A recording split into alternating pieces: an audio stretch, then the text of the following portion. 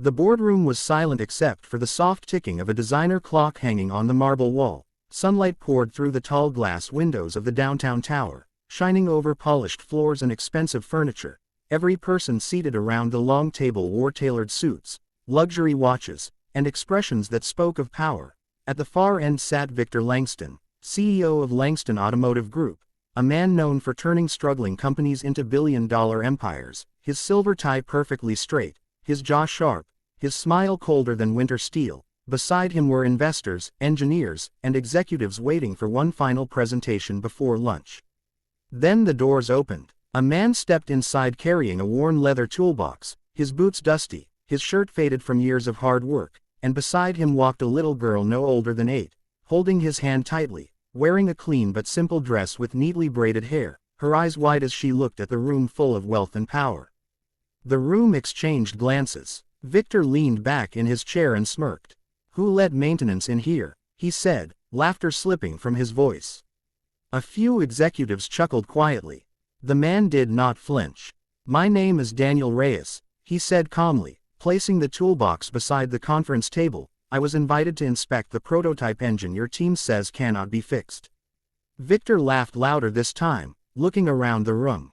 "You," he said, pointing at the toolbox, "are here to solve what my engineers from Germany and Italy could not." Daniel nodded once. "I'm here because machines don't care about titles." The laughter stopped for a second. Victor narrowed his eyes. "And the child?" "My daughter, Sophia," Daniel answered. "School closed early. I could not leave her alone." Sophia offered a shy smile. Victor waved a dismissive hand.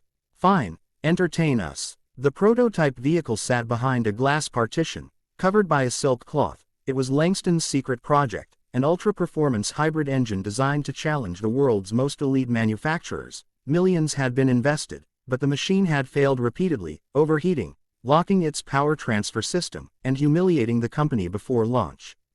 Daniel walked toward it, Sophia following quietly. He removed the cloth. The room admired the sleek frame, carbon fiber body, aggressive lines, and unfinished emblem on the hood. Daniel opened the rear panel, studied the engine bay, then listened closely, turning a shaft by hand. Victor whispered to an investor, "This should be good." Daniel asked for a flashlight. Sophia handed him one from the toolbox without being told. He smiled softly. 10 minutes passed in silence. Then Daniel stood. "Your problem is not the engine," he said. Victor crossed his arms. "Enlighten us." "It is pride," Daniel replied. Murmurs spread across the room. Daniel pointed inside the machine. "Your senior engineers replaced the original coolant routing because they wanted cleaner aesthetics. They shortened the bypass line, restricted flow under high pressure, and created heat pockets near the turbine housing." Victor's face tightened. "That is impossible." Daniel reached deeper, loosened 2 clamps, removed a custom panel, then held up a hidden crushed hose bent sharply behind a decorative brace. The room went still. One engineer stood up. "How did we miss that?" Daniel answered without looking up. "You were admiring your own design." Victor's laugh returned, but weaker. "Even if that were true, one hose does not solve everything." Daniel nodded. "You were right." He removed a second component. This sensor was mounted too close to the exhaust manifold. Heat-soaked signals are causing false safety shutdowns. The lead engineer rushed forward, checking the data logs on a tablet. His face drained of color. "He's correct." The investors began whispering louder now. Victor's jaw flexed. Daniel worked another 15 minutes, rerouting lines, adjusting mounts, tightening fittings with worn but precise tools. Sophia sat nearby drawing the car on a notepad, occasionally handing him sockets and wrenches like a practiced assistant. Finally Daniel closed the panel. "Start it." Victor motioned to an engineer. The room held its breath. The ignition button glowed red. The engine roared to life, deep and smooth, powerful yet refined, the vibration steady, no warning lights, no smoke, no stutter, just raw controlled force filling the room like thunder wrapped in silk. Screens around the boardroom lit up with diagnostics. Temperature stable, power transfer active, no shutdown codes. One investor stood and applauded. Then another. Soon the room erupted. Victor did not clap. He stared at Daniel like a man seeing a mirror he hated. Daniel wiped his hands with a cloth and reached for his toolbox. Victor spoke sharply. How much? Daniel looked up. This was an inspection. I asked how much to buy your silence, Victor snapped, because if word gets out that a janitor with a child fixed what my global team could not, it becomes a joke.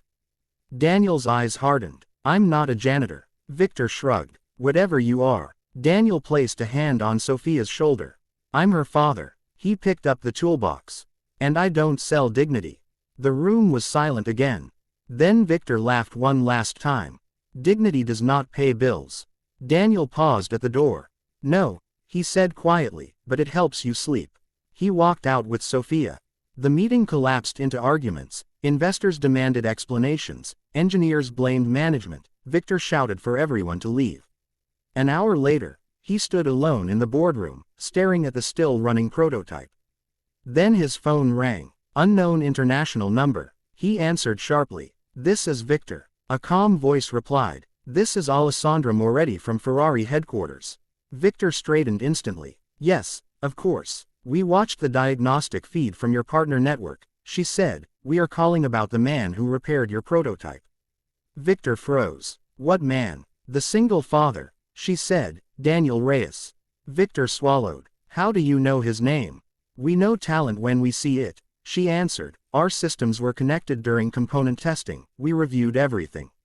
Victor's grip tightened on the phone. What is this regarding? We would like to offer Mr. Reyes a senior engineering position in Maranello, immediate relocation, full benefits, education sponsorship for his daughter, and signing compensation higher than most executives in your company. Victor's face lost color. That is absurd. No, Alessandra said calmly. What is absurd is that he was standing in your boardroom carrying a toolbox while you laughed. Victor said nothing. She continued. One more thing. Yes, if he declines, we will fund his own workshop instead. The line went dead. Victor stared at the phone as if it had betrayed him. Across town, Daniel was back in his small garage near the edge of the city, repairing an old sedan while Sophia did homework on a folding chair. The garage smelled of oil, metal, and determination. Every shelf neatly organized, every tool earned through years of sacrifice. Daniel's phone buzzed. He almost ignored it. Sophia looked up. Papa, maybe it's important. He answered. A warm Italian accent greeted him. By the time the call ended, Sophia was staring with huge eyes. What happened? Daniel knelt beside her. They want us to come to Italy. She gasped. For vacation. He laughed for the first time that day.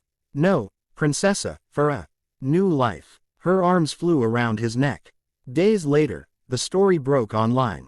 Security footage leaked from the boardroom. Clips showed Victor laughing, Daniel working, the engine roaring alive. Headlines exploded across social media.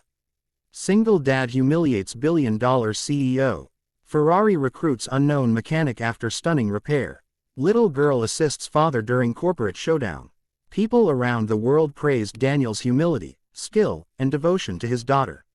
Langston Automotive stock fell 8% in 2 days. Investors demanded Victor step aside. He held emergency interviews claiming the footage was misleading, but the public had already chosen who they believed.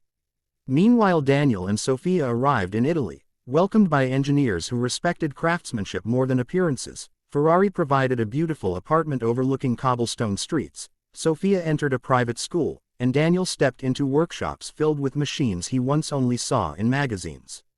Yet he never changed. He still carried the same old toolbox. When asked why, he smiled. Because these tools fed my daughter. Months passed. Daniel helped solve efficiency problems on limited production engines, redesigned cooling systems, and earned admiration across departments, but every evening he returned home in time to cook dinner with Sophia, help with homework, and read stories before bed. One afternoon a journalist asked him during an interview, what was the greatest moment of your career, fixing the prototype, joining Ferrari, or proving the CEO wrong? Daniel thought for a moment. Then he looked toward Sophia playing nearby. None of those, he said. The greatest moment was when my daughter saw that hard work matters more than mockery. Back in the city he left behind, Victor Langston resigned quietly after continued pressure. His final statement spoke of market conditions and leadership transition, but everyone knew the truth. Arrogance had cost more than money.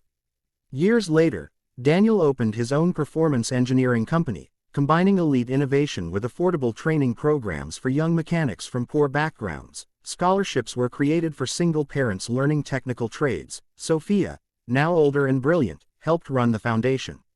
At the entrance of the headquarters sat a framed photo.